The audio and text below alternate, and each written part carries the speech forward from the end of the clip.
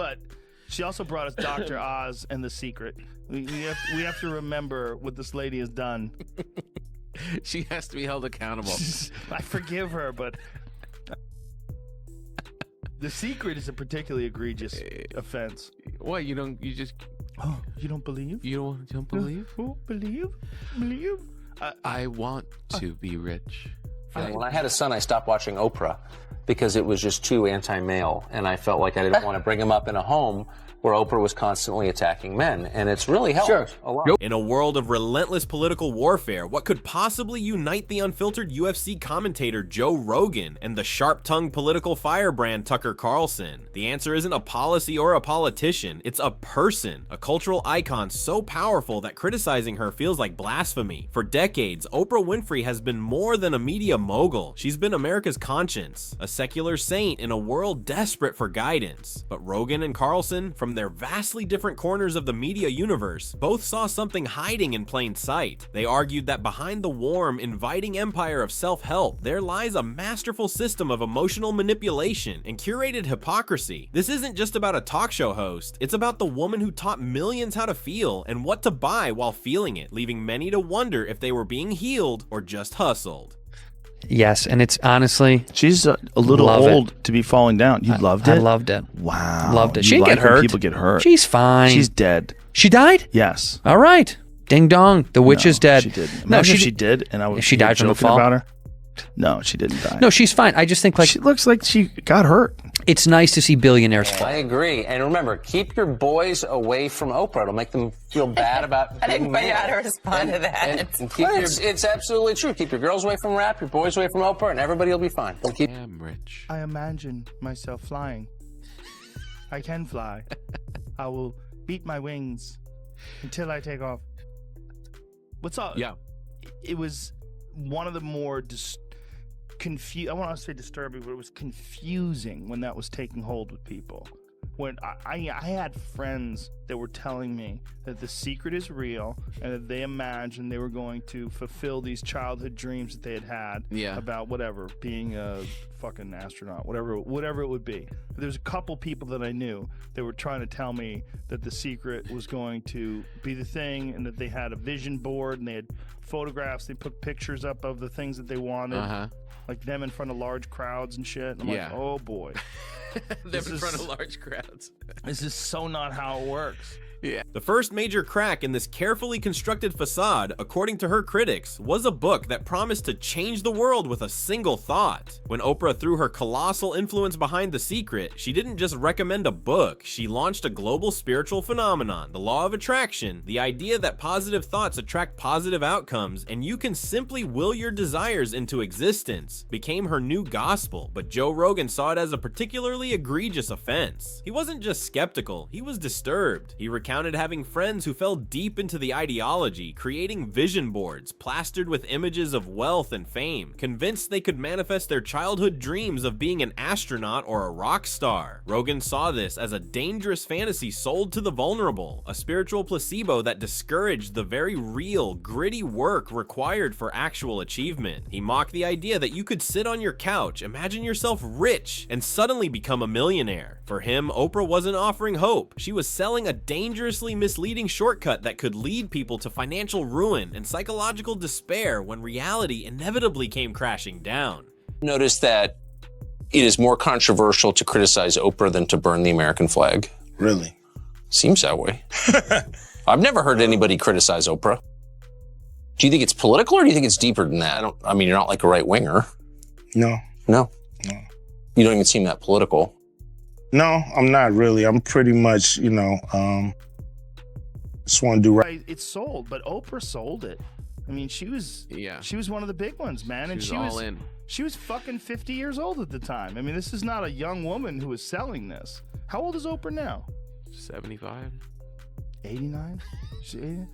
No, she just ran a marathon in 4 hours. Did you? But the criticism soon escalated beyond just abstract ideas. It became about the very real people Oprah turned into household names. She was a kingmaker, and her golden touch created two of the most influential and later controversial figures on television, Dr. Phil and Dr. Oz. She presented them to her massive audience as the ultimate voices of authority, one for the turbulent mind, the other for the ailing body. They were her disciples, and for a time, their word was law. Yet over the years, both have been accused of putting ratings above responsibility. Dr. Phil McGraw, once hailed as America's tough love therapist, faced a barrage of allegations from former guests and staff who claimed he exploited mentally ill people for sensational television. Some critics compared his show's most shocking segments to a modern-day freak show. Dr. Mehmet Oz, once a respected cardiothoracic surgeon, was publicly shamed before the US Senate for promoting what they called quack miracle diet pills and unproven weight loss supplements like green coffee bean extract. He was accused of using his platform to give millions of people false hope. The rise and fall of her two biggest proteges left a permanent stain on Oprah's legacy as a trusted guide, raising the question of whether she was truly vetting her chosen experts or just anointing charismatic personalities who could sell a good story.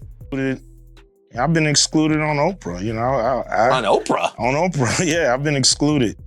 Yeah, man. I would think you'd be the person Oprah would want to promote. I mean, you grew up in South Central, you were successful at a young age, you have dignity, you say what you think. Like, I thought that was the goal.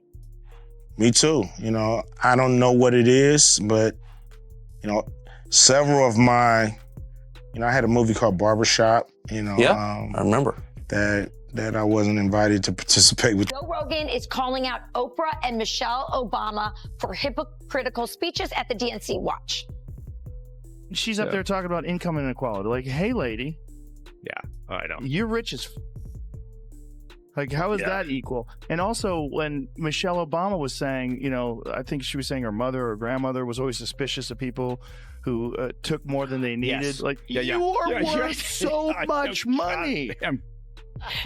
Take more than they need. The Obamas have 4 mansions. While Oprah's brand was meticulously built on inclusivity and empowerment, some stories suggested that her world had a velvet-gloved gatekeeper who decided who was in and who was out. Actor and producer Ice Cube discovered this firsthand. When the cast of his groundbreaking 2002 film Barbershop was invited onto her show, he was conspicuously absent. He wasn't just an actor in the film, he was its star and executive producer, the driving force behind its cultural and commercial success. He later confirmed he was never invited to participate and couldn't understand the slight. It raised a difficult question. Why would the queen of celebrating black success seemingly sideline one of the industry's most respected and outspoken creators? But this was nothing compared to the public spectacle she would make of author James Frey. Oprah had chosen his memoir, A Million Little Pieces, for her book club, catapulting him to international stardom overnight. The book was a raw, brutal account of addiction and recovery, but when an investigation revealed that Frey had fabricated significant parts of his story, Oprah didn't just distance herself. She brought him back on her show for a televised execution. In a humiliating confrontation, she publicly berated him, telling him she felt duped and that he had betrayed millions of readers. While many felt Frey deserved the takedown, others saw it as a chilling display of power. She had made him, and now she would break him, all before a live studio audience. It was a stark reminder that in Oprah's kingdom, she was the sole arbiter of truth, and crossing her could mean public ruin.